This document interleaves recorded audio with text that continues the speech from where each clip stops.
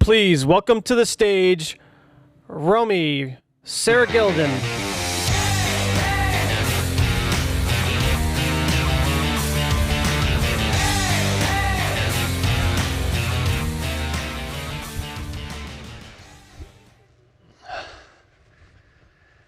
Hey there. Thanks for everyone coming.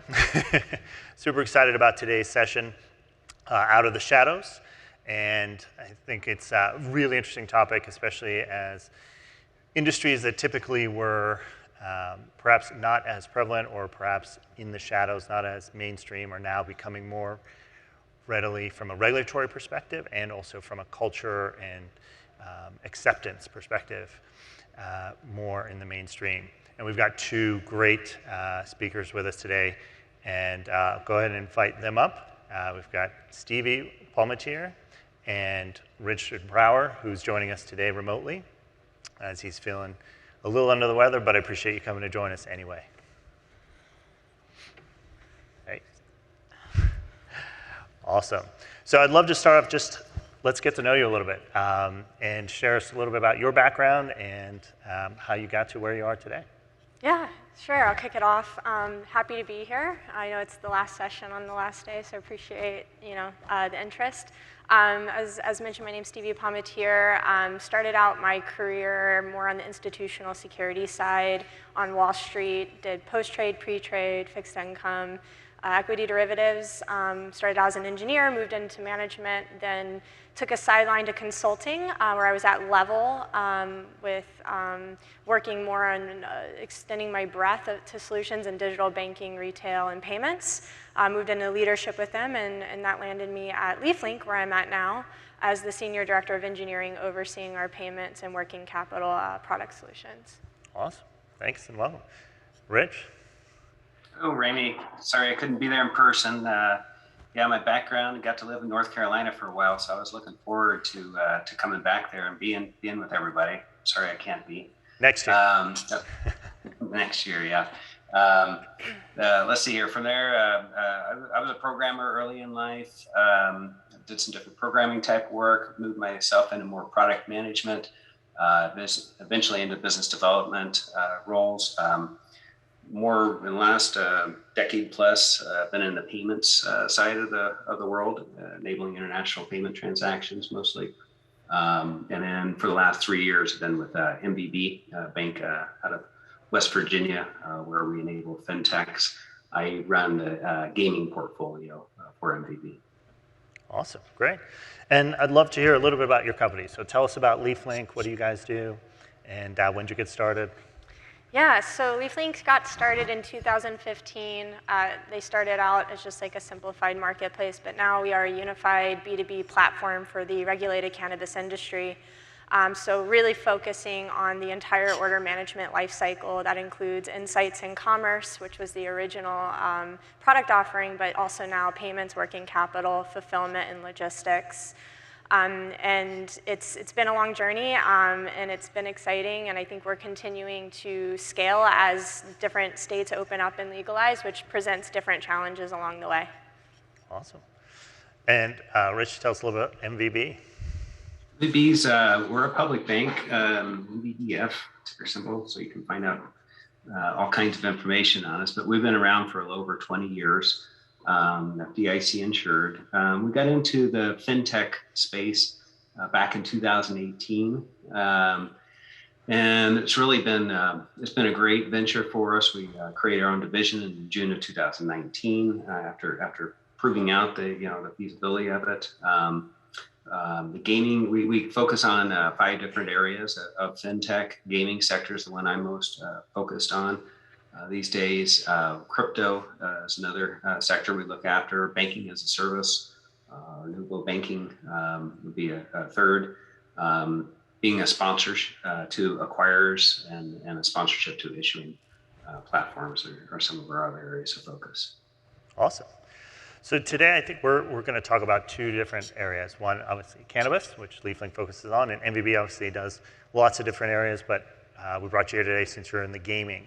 And I will admit, when we first started to talk about this topic, I was like, gaming, awesome. I play video games. I know what that is. and cannabis had an idea, or at least I thought I knew what it was. But I think it's good for us to sort of level set and talk about some terms and terminology to make sure that when we say gaming and cannabis, we know what we're talking about. As I'll admit, when we were first prepping, I learned a lot during this stage. So I guess, keeping with the rotation, Stevie, share some terms with us. What should somebody know when they're talking about the cannabis industry and what LeafLink does and more broadly?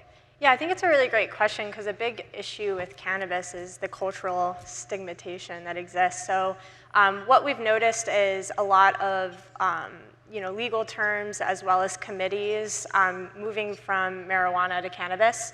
And they are used synonymously, but they are slightly different. But I will say that I think the more legitimate terminology is definitely cannabis, which is the entire plant. And part of the cannabis plant are a bunch of compounds and known as cannabinoids. The most common, although there's over 100, but the two most common that most of you guys know about is THC and CBD. THC is the one that's psychoactive, the one that everyone thinks, when you smoke marijuana, you're getting high.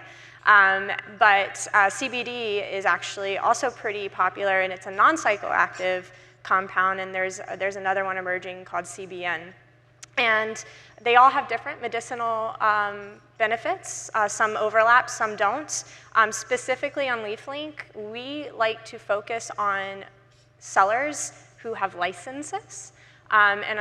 There is right now, CBD is not required to have a license to sell. It's not as regulated because it's not psychoactive, I would imagine. But as a result, there's also a lack of testing for purity and potency. So it's a little bit more risky to have the CBD cannabinoid on our platform. So if a licensed seller sells both, we allow them to, but primarily you have to have a license to be on our platform. Gotcha. And well, we'll get into that next. I was getting ahead of myself. And so, Rich, talk to us about gaming. It's not video gaming, but it's Yeah, well, in fact, video gaming can be in that same realm. Esports is a big thing, but yeah. I mean, just speaking blatantly, gambling is what it used to be called. Gambling versus gaming. I think one of the big distinctions that people make is gaming implies there's a bit of skill to it. So. If you think of pulling a lever on a slot machine, a lot of people would say that doesn't have a lot of skill requirements to win in that, as opposed to poker, for example. You can win no matter what hand you're dealt. You can have a horrible hand, but bluff your way into a win. So that'd be a skill. If that makes sense. I mean, I pull the slot machine in a particular way. That is a skill, but yeah. And so I played a dice game last night, and I don't remember it with a bunch of friends. Somebody in the audience probably knows the name. It starts with a B. Bunko, maybe? Bunko. Bunko. Yeah. And I was trying to pretend like the way that I rolled the dice mattered in the outcome. Fair enough. So curious, actually, just Rich, stay with you. From MVB's perspective, how did you guys get into this space? What attracted it to you? How did you go through that process to a national regulated bank? Obviously, it's a more risky, if you will, industry to serve. How did you guys go about that decision-making process? Try not to make the story too long, but this predates me. Our CEO, Larry Mazza, is a role driver with everything in life. In his spare time, I always like to say, a guy wakes up at 4 a.m. every day, does 2 hours worth of exercise, reads a book a week, and sends, I think, everybody in the company 1,000 emails a day. But he also, in his spare time, is a co-founder of a company called Pro Football Talk. And through that company, he was introduced to the head of NBC. And one day he gets a phone call from them saying, hey, our two biggest advertisers are just lost their bank, and you're a banker, so why don't you guys go figure something out? That was DraftKings and FanDuel. So it was a pretty good way. He'd already been looking at different industries to get into, and obviously had a natural affiliation on the sports side. So that just opened that door for us with PASPA repeal for us to dip our toes in with two great names and proved out the viability of it. We had we have a great solution. We're a bank, a licensed bank. We've got great people to support what's required to efficiently and effectively bank this sector. So that started us in, and once we got in, success begets success. We did a study last year, January of last year, that said that our clients represented some 74% of the market in the sports gaming space. We've since added several names, some big ones, so it's north of that now. But it's a space that was in need of a bank, much like Stevie's there, and everything just worked out. It's been a great mutual success for ourselves and our clients. That's great. You mentioned there are industries that you guys don't support when we were talking before. Can you share a little bit about some of that? And well, I'll just share the journey in June of 2019 when we kind of really began the fintech division and building it out and trying to figure out what we wanted to be as we grew up. We had a gazillion opportunities coming our way just through our networks, and with that we'd bring different opportunities to our compliance head of compliance, and it soon became apparent that there's a reason why banks tend to focus and be specialized. The reason is that we have an obligation to our banking regulators to bank these sectors and safeguard the risk of the financial system. And to do that effectively, you need to understand the businesses you're in. Where do the safeguards need to be? And as we brought a gazillion things from international money transfers to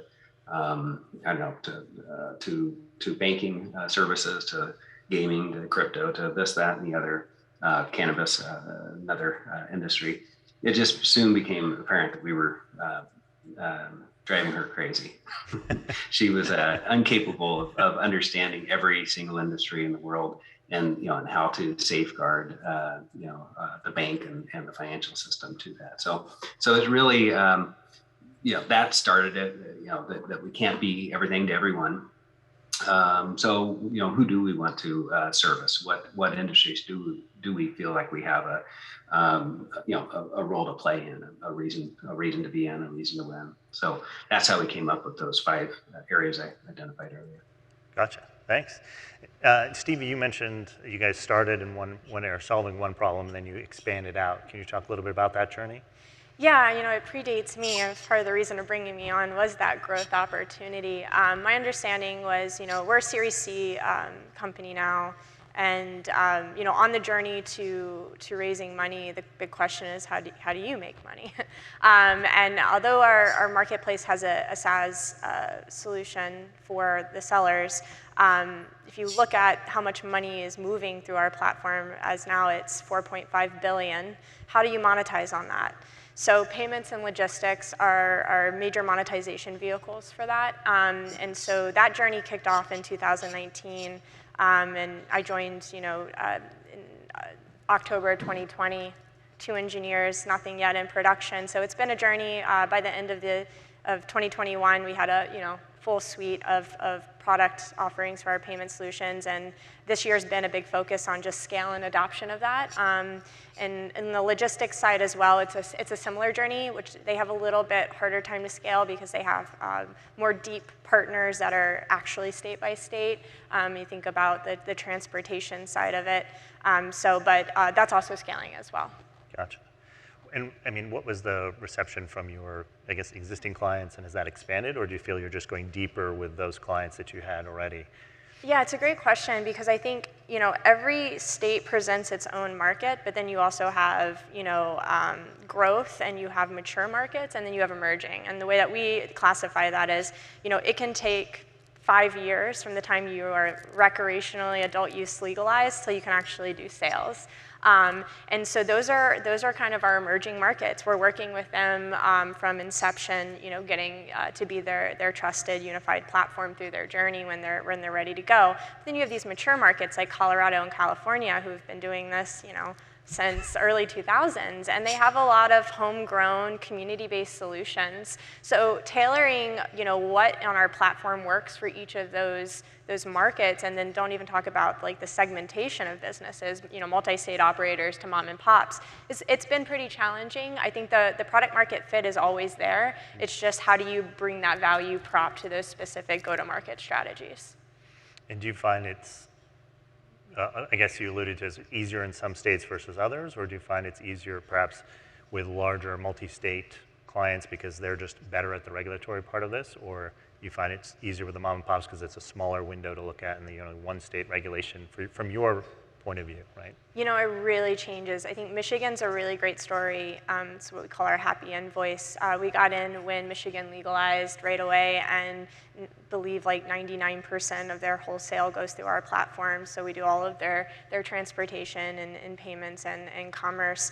And we have a lot of states since Michigan went legal that we're hoping to rinse and repeat similar models with. But I think every brand has different needs depending on their maturity and how much customization and integrations and stuff they want. So being a platform is really to be agnostic, for all those use cases, but still stay flexible with the customer voice being front and center. Yeah, absolutely. It's a fast-changing space for sure. Absolutely. So I think, Rich, I'd love to hear from your point of view, of course, everyone's second favorite topic, which is regulations. How you guys think about that. Obviously, with gaming, just like cannabis, it's a very state-by-state based, and banking in general is a patchwork of federal and state regulations, and now you're adding on top of it industry-specific regulations. How do you guys attack that problem? How do you guys think about it? Yeah, well, I often, when I'm speaking with my clients, who are complaining about all their regulations, I remind them that they're only the second most regulated industry, banking being the first. So, absolutely, we've got a team that's dedicated to nothing but regulations and ensuring that we adhere to them. And then, on top of those banking regulations, we have to become very knowledgeable, if not experts, in the gaming regulations, and ensuring that the clients that we empower are adhering to those as well. There's different markets there are subsegments within the gaming space. Some being regulated. For example, sports betting is a regulated market. New Jersey is just an example. They got an entire department set aside for gaming enforcement. And so, frankly, that makes it, a lot easier when there is regulations. In the absence of those regulations, I think that's why you find so few banks playing in other markets, whether it's gaming or cannabis or anything else. They don't tell us how to bank gaming clients. They just say, you got to tell us how you're going to do it, and we'll tell you whether we agree, that it's sufficient or not. So, I'm fortunate that MVB has taken the stance that we'll get in front of this. We have the capability and desire to take this this challenge on, and so we've successfully been through many regulator reviews with the bank and going through it all. Law firms, we've got quite a few law firms on hand. Our clients have, they get legal letters of opinion to ensure that we've got, kind of second and third viewpoints of adherence to any regulations that do exist. That makes sense. A question, no, that's super helpful. I mean, just to follow up on that, a question for both of you. Where do you think we are, using the baseball analogy? What inning are we in from a maturity of these industries, whether it's from a regulatory or from a consumer acceptance level? Whoever wants to start. It's a great question. I mean, every time a state goes online, I think the benefit of it being fragmented and federated is they can learn from others. LeafLink has a public policy team. It's very involved in a lot of helping craft the legislation, not just from an expertise, but we have data on our platform insights that can help shape it.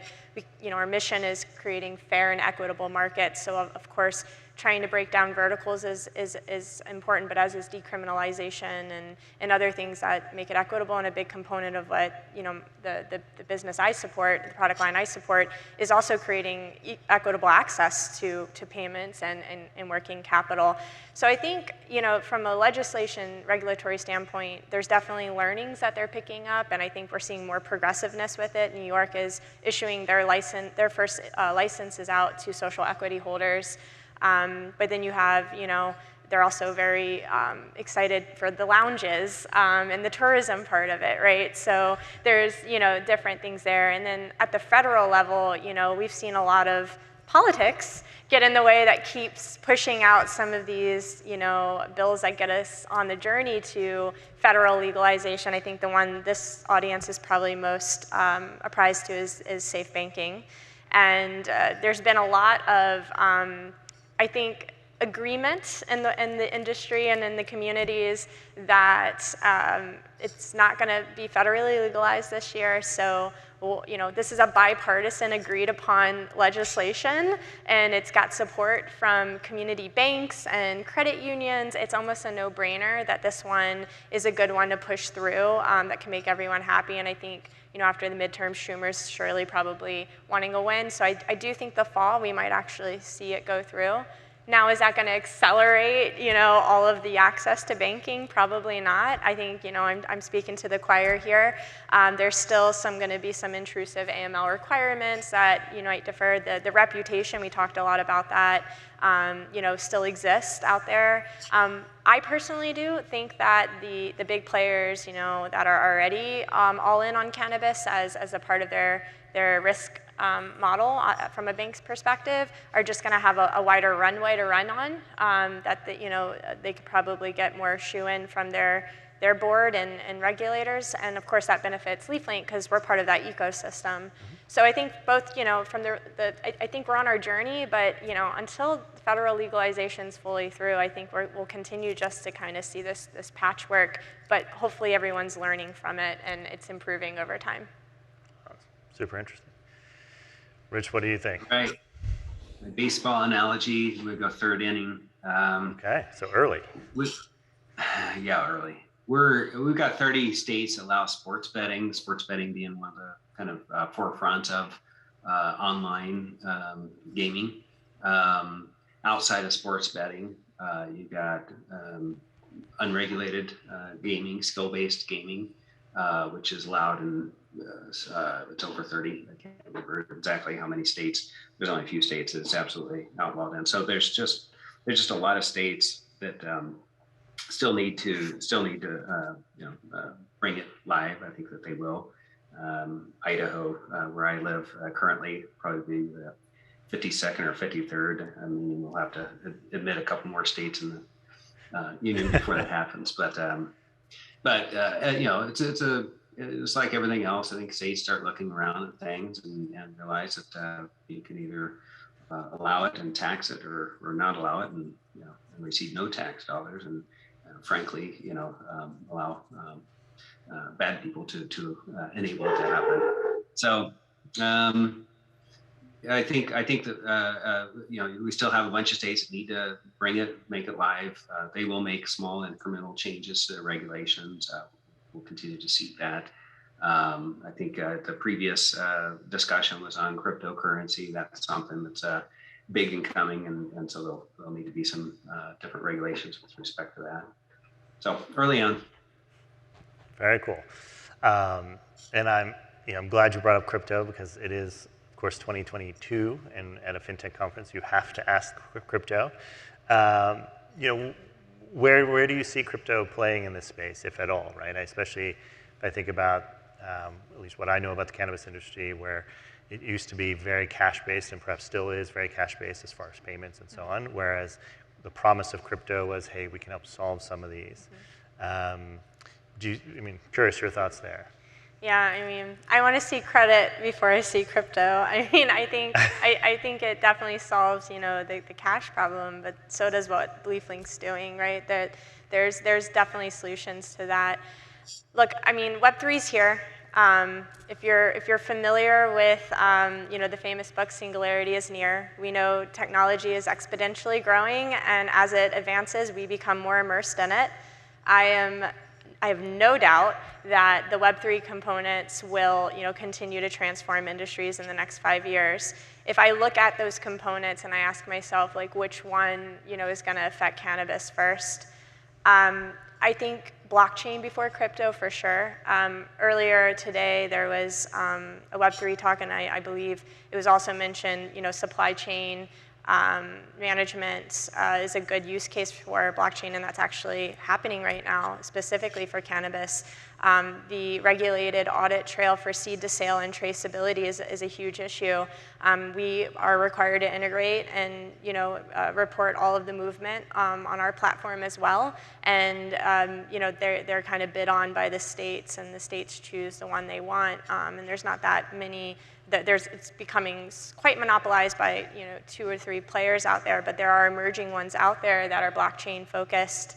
And I think, you know, the immutable technology, the secure technology is perfect for a regulated space, honestly.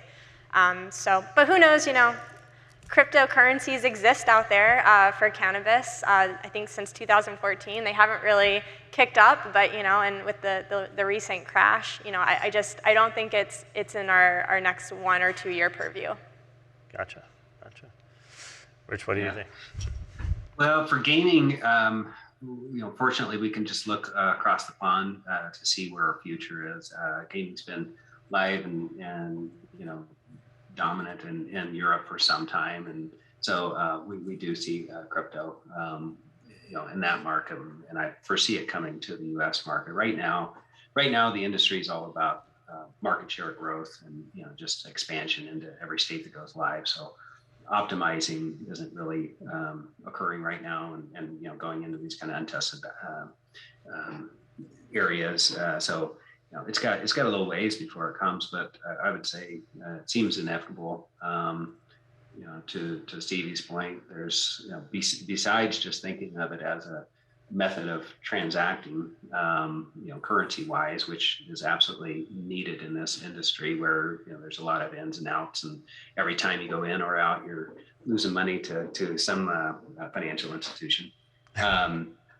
Crypto could, you know, could absolutely step in there and decrease the, you know, the cost base, which is very interesting, I think, to most all parties. But also, the gaming space still, anti-money laundering is a huge component consideration of the regulations. And so, with the advent of the blockchain technology, you can, I think, control that concern, you know, much better. So it's coming. You know, like Steve says, it'll be a little bit, but it's absolutely coming. Are there any, you mentioned across the pond, is that from a regulatory perspective or specifically from a Web3 blockchain crypto? Are there any examples you guys could give where you're like, hey, we'd like to see this or something similar to this here, in especially other countries too, right? You know, I'm thinking in the Netherlands or Holland, but. Let's see here. The question is whether internationally, is there anything that we'd like to see replicated in the United States? Correct. You know, I think internationally, they have taken more of a regulated approach, much more straightforward. This is what you need to do in order to provide gaming services and whatnot. I don't know that I'm asking for a bunch of regulations, but something. Buyer beware. Exactly. It would be nice to have, you know, more of a 50-state you know, solution that doesn't change every couple miles. So that would be very interesting in my standpoint. Yeah. So yeah. Cool.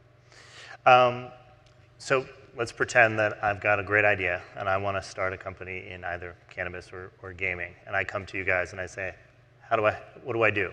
What do you guys look for in a company that's coming to you? What are kind of the standards and practices I should have ready, or what are some red flags? Where you're like, I'm sorry, it's not something we do, or you're not quite ready to work with us. How can somebody be best prepared to partner with you guys?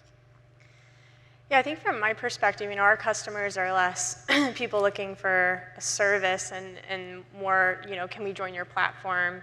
I think I touched on it earlier. First and foremost, license is the most important. We have a due diligence for making sure everyone's abiding by regulation and there's compliance.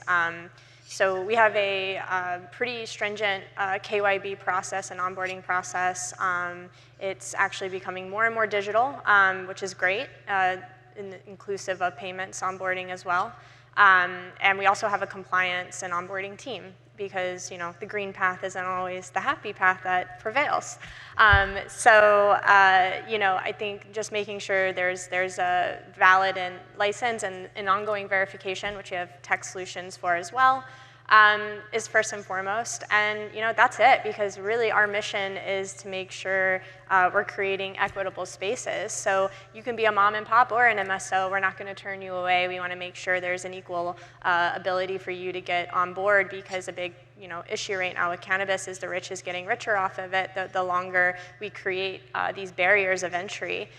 So a big part of the working capital component of what LeafLink does with flexible payments is what we call it, it does provide an underwriting process. So there is a layer of risk assessment of the company. So surely sometimes you may get turned away or just given a small amount of capital for our payments specific product. But I'm sure as we grow and the industry becomes more and more mature, that will become more accessible as well. But yeah, that's really it. And if you were to come just for advice from me, I'd be my advice for you as Stevie and not LeafLink would be just make sure that you are plugged into the network and the ecosystem. You understand, the regulation, and you're looking at it from the grassroots up, because that's the biggest thing here is these people have been mobilizing for years, and they're the experts. And if you really want the voice of the customer, you start from the customer. Very cool. Yeah. From my perspective, let's see here. I guess there's two needs that my gaming clients have of me as a bank. One would be for that operating account that pays employees and suppliers. That's a very low risk type of an account.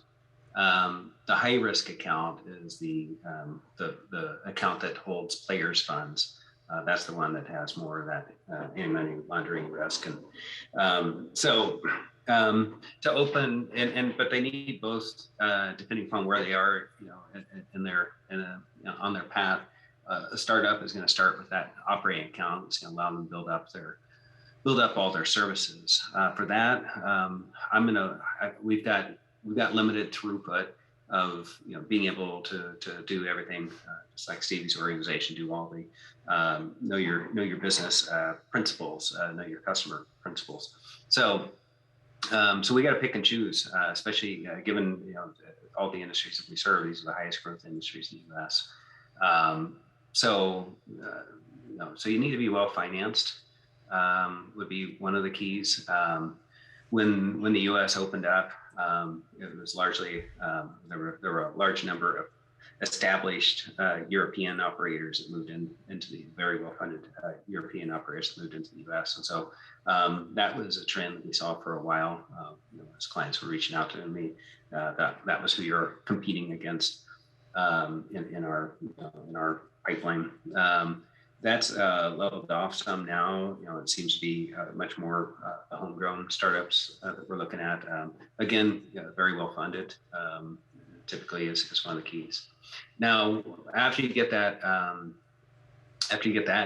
account, your next goal is to get be applying for licenses and establishing that player's account. For that, you need some compliance expertise within your organization, and or outsourcing that to help you build that up in a very short order. You need that to both prove your that you're worthy of that license, prove that you're worthy of these casinos that are going to give a skin, for example, in those states, that that they want to pair with you, that you're going to adhere to all the everything you need to do as an online provider, and then last, of course, the bank. So I failed to mention legal, have a good legal team there ready. I fortunately don't have to play the bad boy and request a legal letter of opinion. The payment service providers that are needed to accept transactions, they're going to ask for that. So having a good legal team is another component. Awesome. Well, I think one thing I've realized is I'm not ready to start a company in either space yet. But I'm glad you guys are there to help guide those that are. So I'll open it up if there are any questions, or we have a couple minutes. We can ask those, or I'm not sure. But either way, thank you both for your time. Super, super insightful. I'm eager to continue to watch this space and how it changes. And thanks again for both of you. Thanks. Thank you.